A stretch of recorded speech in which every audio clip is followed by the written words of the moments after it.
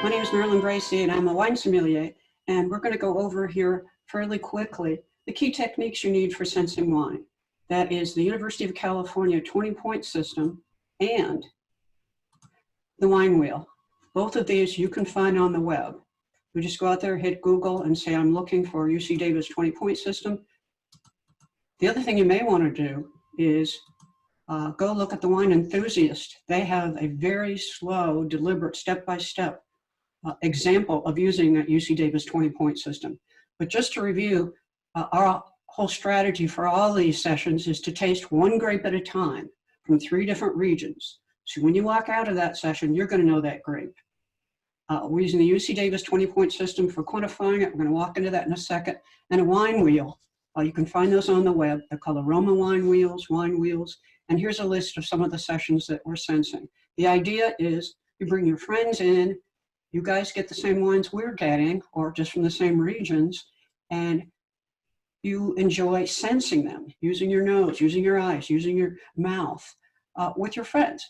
And you learn to get better and better at articulating what it is you're sensing, and you really get to enjoy wine quite a bit more.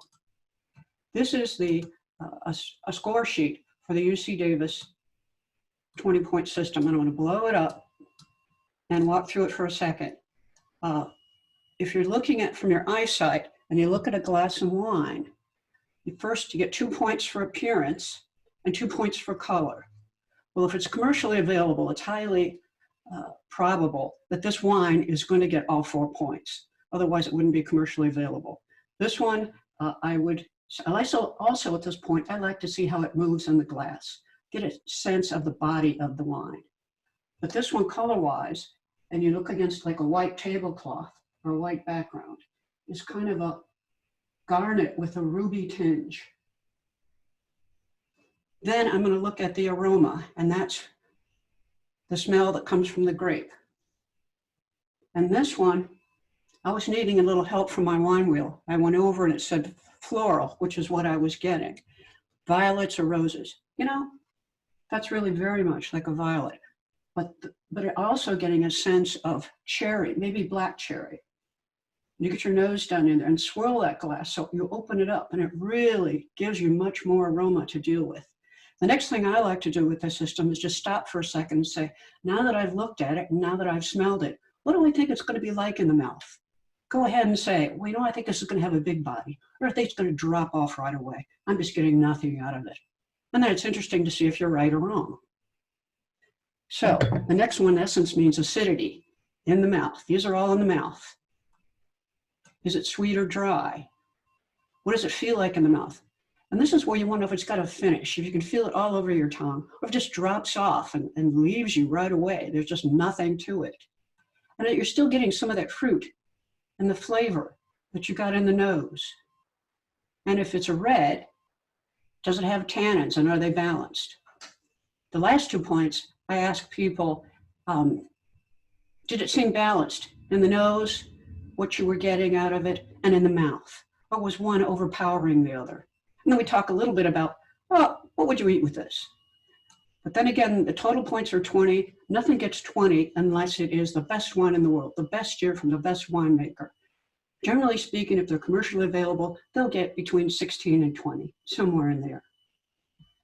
The other thing we do with this chart is we use the boxes for putting points, but we use the big boxes for putting the words that we just said. We said violets. We said black cherry. We said it had in the mouth, the finish was very short. Oh, it was long. Those are the kinds of things. And we can go back. We can taste all 3 wines at once, or we just do the color for all 3. But I suggest when you're learning, just take one at a time and go all the way through and stay at a high level, like we've done over here. The other thing is you may want a tool, like a whiteboard, like we have. I'll show you that in a second. I want to take you into the other tool, which is, that's a white wine wheel. I want to go to the red one. And then I'm going to zoom in on it. So you can see what I was looking at when I realized, gee, it's got floral in the aroma. Is that violets or roses? And then the fruit in the aroma.